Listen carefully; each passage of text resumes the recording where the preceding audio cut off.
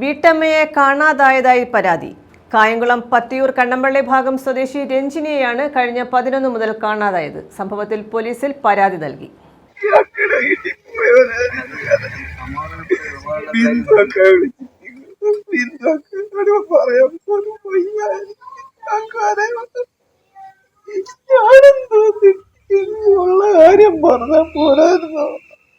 കഴിഞ്ഞ 3 ദിവസമായി കാണാതായ വീട്ടമ്മയെക്കുറിച്ച് യാതൊരു വിവരവുമില്ല.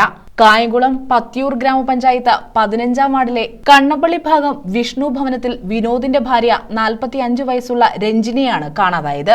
കഴിഞ്ഞ 11-ാം തീയതി മുതലാണ് ഇവരെ കാണാതായത്.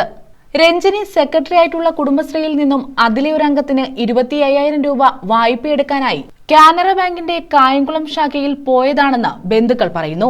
ബുധനാഴ്ച പുള്ളിക്കാരി ലോണിന് പോകണമെന്ന് പറഞ്ഞ് രഞ്ജിനെ വിളിക്കുന്നത്. അന്നേരം രഞ്ജിനി പറഞ്ഞു, അക്ക എങ്ങോട്ട് പോയിക്കോ, ബാങ്കിലോട്ട് പോയിക്കോ, ഞാൻ വന്ന് അവിടോട്ട് വന്ന് ഒപ്പിട്ട് തരാമെന്ന് പറഞ്ഞു. അങ്ങനെ പുള്ളിക്കാരി ബാങ്കിൽ ചെന്നിരുന്ന് 12:30 ആയപ്പം കാണാത്തന്നെ എന്നെ വിളിച്ചപ്പോൾ ഞാൻ പറഞ്ഞു, അതാ അക്ക വരും, പെട്ടെന്ന് വരുമായിരിക്കും, പറഞ്ഞതല്ലേ വരുമെന്ന് പറഞ്ഞു. എന്നിട്ട് അതും ഒത്തിരിയും കഴിഞ്ഞിട്ടും ചെന്നില്ല. 1 മണി ആയപ്പം പുള്ളിക്കാരി പിന്നെ എന്നെ വിളിച്ചിട്ട് പറഞ്ഞു, ഞാൻ ബാങ്കിലിരിക്കും അങ്കമ്മ, ഇതുവരെ ആയിട്ടും രഞ്ജിനി വന്നില്ല, എങ്ങനെ എന്ന് ചോദിച്ചു.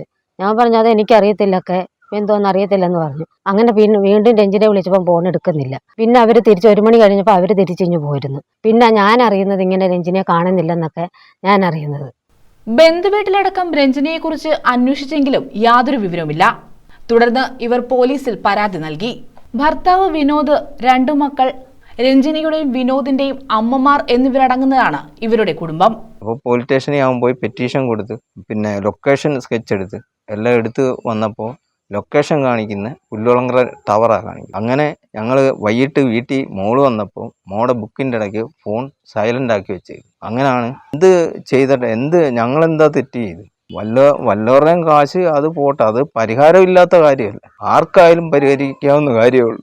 എന്തുവായാലും തിരിച്ചു വരിക, പിള്ളേരെ തിരിച്ചു വരിക, കാശ് ഞങ്ങൾ എങ്ങനെയെങ്കിലും കൊടുത്തോളാം. എനിക്കിത് പറയാനുള്ളൂ.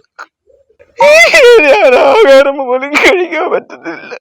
ഇവരെക്കുറിച്ച് എന്തെങ്കിലും വിവരം ലഭിക്കുന്നവർ തൊട്ടടുത്തുള്ള പോലീസ് സ്റ്റേഷനിൽ അറിയിക്കണം. അതുകൊണ്ട് രഞ്ജിനി എത്രയും പെട്ടെന്ന് എത്ര രൂപ കടം ഉണ്ടെങ്കിലും ഇനി പിള്ളേരെ ഓർത്തെങ്കിലും ഇനി വരാം. രഞ്ജിനി, നമ്മളെല്ലാം ഒരുപോലെ ഇവിടെ കുടുംബശ്രീ നടത്തിക്കൊണ്ട് പോകാനല്ലേ തീരുമാനിച്ചത്. അതുകൊണ്ട് ഇയാൾ എത്രയും പെട്ടെന്ന് പിള്ളേരെ ഓർത്ത് വിനോദിനെ ഓർത്ത് ഇയാൾ പോകാനുള്ളൂ. News bureau, Kayamkulam.